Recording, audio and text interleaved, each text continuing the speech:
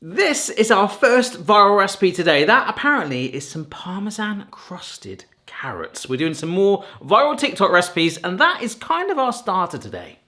Yeah, carrots. I think they're so underrated. I am really excited for this. I blooming love carrots. I've just given these a wash because a lot of you said off the feedback of the food scrap video that, yeah, the actual outside of the carrot does contain lots of good nutrients, so we will keep them. All right, that is a lot of carrot spears, and of course, you could also do parsnips too. Both have that sort of nice root vegetable sweetness with it. Any root vegetable too, and even probably potatoes. We did Parmesan crusted potatoes before, and that was phenomenal. But the sweetness with the carrot also. Ooh. So this goes to one side, and we make a marinade. So for the marinade, this is possibly one of the largest garlic cloves I've had recently. My supermarket tends to go one of two ways. It's either like tiny or like jumbo ones. And this is just some fresh parsley. All right, so let's get that in there. Very nice. Well, it is if you know you're cooking with it, doesn't it? To anyone else that walks past, you're like, oh, garlic, what? Here's some paprika, some cumin, and I don't know what it is with these TikTok recipes. They always seem to want me to use chili flakes. So, and they always say they're optional, but hey ho, it's the reason I've got so many in the house. Last but not least, this is some olive oil. So I'm just gonna drizzle in a little bit, mix this all. Oh, that smells really good actually. And although it doesn't look like much, I'm hoping it will sort of scatter around the carrots because they're gonna go in now. I've got to say the garlic smell has now been slightly diluted. I think mostly by the oil, but also the cumin. There's definitely a waft of that.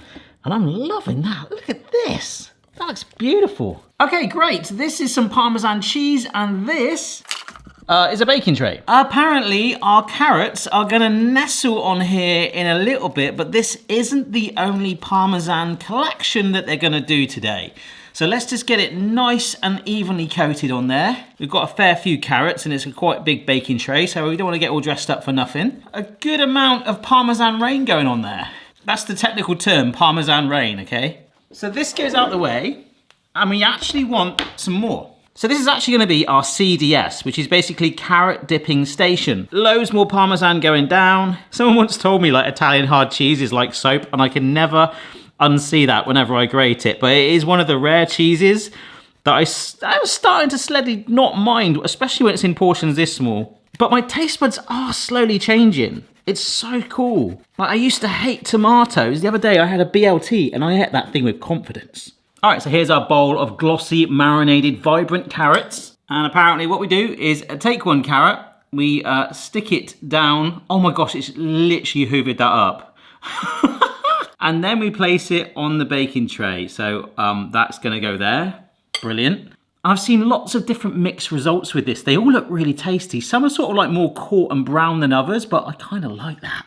I really like the texture that's going on there. They look really, really cool. Look at that, it is so vibrant, I'm loving it, and it's not telling me to do this, but in true song lyric style, I'm gonna do it anyway. I'm just gonna grate some more on top. Why the heck not? Would you like some more Parmesan with your carrots, sir? Why, yes indeed. Right, just like someone having jokes made about them, these are now gonna get roasted. In this goes. For around about 20 minutes whilst that's happening, well, I'm doing the very exciting step of washing that up because it stinks in here. Ideally, what we're supposed to do is take them out and flip them over with a spatula so the cheese, as it cools, crisps up. However, I think ultimately, either way, it's gonna be all right. Oh, look at that. Oh my word. That looks amazing. This is cooling down so quick and actually does look like some of the ones I've seen. But maybe we can, let's just see. Oh wow, look, there is like a whole raft of it, like we said. Just turn it over. It's kind of like Parmesan crisps that are stuck. Oh, there we go, there's a few. Stuck on the carrots. I think they'd be just as nice cold, but I'm gonna let them cool down for a bit. I do want them warm, but could you just imagine as a side dish for your roast dinner on a Sunday, you pull these out. People would be like, wow. Well, they could taste horrendous, let's find out. Let me just try and hold this one up. Look at that, look at the Parmesan crisp on it like that. Like absolutely bonkers. But how does this medley of very random roasted carrots taste?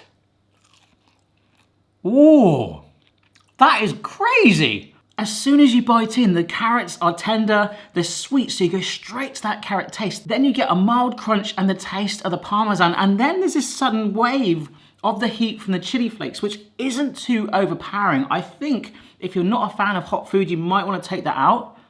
Oh, they are extremely Moorish. Oh, it's the heat, the sweetness, and the Parmesan crisp combo. And I think if I made this again, parsnips like worked in with that would be phenomenal. What an amazing start. Next up is something called pizza French toast, and it looks blooming awesome. I remember when I first found out about that, I was kind of like, oh, isn't that just like eggy bread? But I get that pizza eggy bread doesn't quite have the same ring to it. So you could do this with like any bread pretty much. You get like a big old crusty loaf if you want. And this is something I want to try because it says to segment it. And I've got a bread knife here, but look at all of like the breadcrumbs coming off of it. And just for my sanity, it's just something, I don't know why. Why does this excite me? I used to like video games, but now I like the difference between slicing bread with a bread knife and just a standard kitchen knife. Now look at that. I think that actually with that, because of the type of bread it is, and it's probably all unique, that is a lot less crummy. I don't know, I find that really interesting for about 2 seconds. Put this bowl back here again. It's been wonderfully washed up and just had another little moment about the difference between a serrated bread knife and a kitchen knife. Bear with me, I'm so sorry. So if we're making eggy bread normally, we can just put cinnamon, really spice it up in a sort of sweet sense. I really want that now, actually. However, as it's going to be pizza, I've got a little bit, and I say little, this is literally the last bit of the jar. All right, so here we've got some tomato sauce. We'll get that on here, but also dunk it if we want at the end. A big old mozzarella ball. And we're gonna go for ham vibes. This suddenly feels like a grown-up, is it a Lunchable? I've never ever had one. And the mozzarella ball, I mean, I don't know how much this is gonna melt actually, this is quite thick. So we take some sauce, a little bit of ham, some of the mozzarella, nice. It's very high, isn't it? It's very tall. Squidge that down. That is ginormous. Yeah, it feels like it should be like more horizontal like that rather than like this right now, but it looks like a cake. There we are, nice and lined up. I've got a frying pan here. We're gonna get quite a lot of butter in here to really push it. And before we proceed, if there's any sort of bits in my teeth, specifically Parmesan carrot stuff, well, I'd like to apologize in advance because 1, I don't have a mirror out here, and 2, they're insanely delicious. Okay, our butter, I've just taken it off the heat for a minute, is ready to go, bubbling away very gently, just to buy us some time for... This is the pizza dunking station. Oh, look at that. And if I'm quick, look, this is even the one with the ends on it. Nice. And in a weird way, it does actually make it want to join together more. Woo! Straight onto the heat. Ooh, and lid on. The lid on just to kind of act as a sort of bodged oven to hopefully help that mozzarella through. I didn't put too much in there, so I'm not expecting massive gooey stretches, but I can't hate this. Ooh. Oh, wow.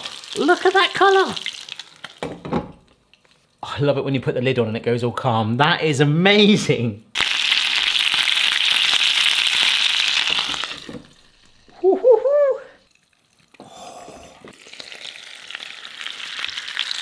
Oh, you cheeky thing. Let's get them out of there. Yeah, I do think there might need to be a little bit of kitchen towel with it being sat in that amount of butter. Look at the bottom's all golden brown too. And like, look at, this is our corner one. The mozzarella's melted. Ugh. They're just lovely and warmed, and there's a fantastic buttery smell in here now. I mean, I thought I peaked at carrot, but let's just see if we've got any... Ah, yes, we've got a mozzarella pool on that one. That is very hot still. They're so warm inside, it's deceptive. It's cheeky, all right. It's cheeky. Oh, the crunch of the bread. Wow. They're soft rolls and we have given them a gorgeous crust. I mean, that is unhealthy. I would 100% say eat in moderation. But it is absolutely out of this world. Oh, with this and this, 2 absolutely exceptional recipes so far. Simple, fun, tasty, super customizable. The last 2 contain alcohol. I should be filming this at night. I've got to say, those pizza bites have made these carrots taste way healthier. Speaking of something healthy, and for dessert, pineapple. However, these are not your average pineapple. These are sometimes known as adult pineapples or just Malibu pineapples. Yes, for this, you take a tin of pineapple. So these are ones in chunks. you drain off the juice. One of my most favourite things is the juice from pineapple, so very happy about this. A fairly well drained tin of pineapple chunks that is now missing moisture. But now this is why it's called Malibu Pineapple, because you can use a rum, other brands are available, to top up the pineapple all the way to the top. That smells like a tropical island. But unfortunately, you can't have it straight away. I mean, you could.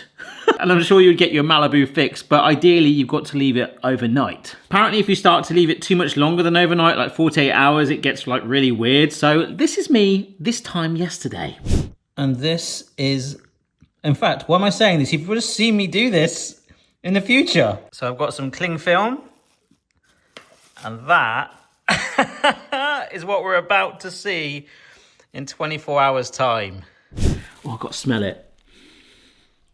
Ooh, just like massively tropical. I'm going to reuse that on that. But let's give this a try. It just looks like water. I'm sure there's still a little bit of syrup residue from the pineapple themselves where they've been in the tin. Oh, that smells strong.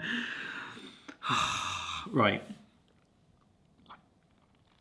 Ooh. God. I feel like someone's just like whacked me with a palm tree. Oh, that is delicious if you like rum. I'm sure vodkas and other things would work. It's just the coconut liqueur with the pineapple just works so well. And what I really like about it is you're still getting a real nice sweet pineapple taste to it. A sort of sweetness as well. Oh, that is dangerous because the rest of the liquid in there is literally just straight rum. Oh my gosh. Ugh. Yeah. Deceptive. Whew. Still a slight pineapple tweak to that, but that is a lot more rummy. Blimey, that's so delicious. Oh, that is... I'm filming this video in February. Don't worry, we get a window of sun normally in about October in England. But I could see myself in my hometown on Weston-super-Mare Beach with a tin of pineapple. Ooh. All three of these have been sensational, but we're going to finish with something that I've not really had before, which is actually quite a popular thing now. A matcha martini. I've never actually had matcha before. I've had to go and buy matcha powder. I don't mind a martini. I'm quite a big fan of espresso martinis, to be honest, but this is this is new territory for me. So what we need to do is actually make a sugar syrup, but we also need to brew the matcha. So I'm definitely going to try that too. So you can buy sugar syrup, or you can make your own. 250 grams of the sugar we just weighed out with 250 mils of water. I'll come back to that for my matcha. Just gonna help it dissolve a little bit. And I'm gonna bring it up to a simmer again. You can see some of that sugar has not fully dissolved, but if I keep stirring it over the heat as it comes up there, and then basically once we let it cool down, you can store it in an airtight container or use it immediately, which is what we're planning to do. So it's telling me to brew up about 100 milliliters of water. I've only got this glass out here at the moment. Don't worry, I will invest in a clear mug. So I bought a packet of matcha powder. Oh my gosh, this stuff is expensive. I only need a teaspoon of this apparently, because this is like gold powder. Thank goodness for that. I'm gonna put the whole lot in. Let's just mix that together. And it just smells like tea, to be honest. And I'm gonna save some more of this expensive gold dust to sprinkle on the martini, because we ain't done yet. Well, to be fair, it does actually look like one of those health drinks, doesn't it? It looks like some sort of spinach smoothie, but yeah, I have found one of the clear mugs. And what could be my first and last ever taste of pure brewed matcha. It smells like tea, but it also smells like mushroomy. Oh, gosh.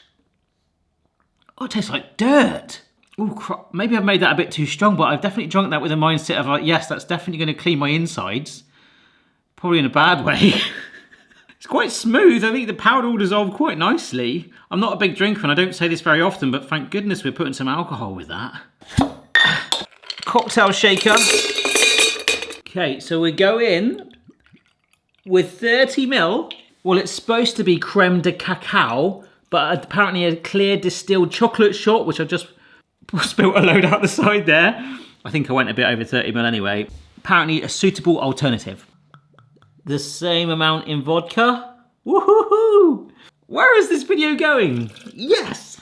I'm gonna get some of our syrup. I made all of that and I only need a teeny bit. Still about room temperature, to be honest. But hopefully the ice cubes are gonna help me out there. Right, in goes the matcha. We get our lid on, the cover on so we can do this. Just a little warning, I'm gonna put the lights very briefly on party mode just to enhance this scene for no reason.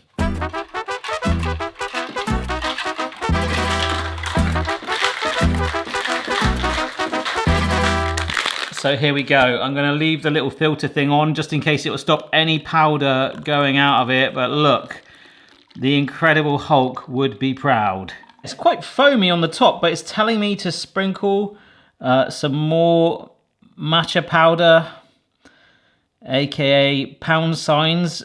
Oh my gosh! Powdered pound signs, look at that. Will this make me like matcha more? Or is it too matcha for my taste buds? And before I do drink this, here's a little secret. Today's video, I started filming it in the late evening. It is now 1 AM. My aim today was just a little test to see if you actually detected that the lights look any different. To me, they don't, apart from disco mode. Don't believe me? It's actually pitch black outside. So yeah, consider this my first and definitely not last because I've enjoyed it. I've got a lot of energy. Probably gonna be knackered tomorrow. Late night filming session. I aim to do at least one live stream per week going forward. They'll be generally in the evenings too, but hey ho, let's try this.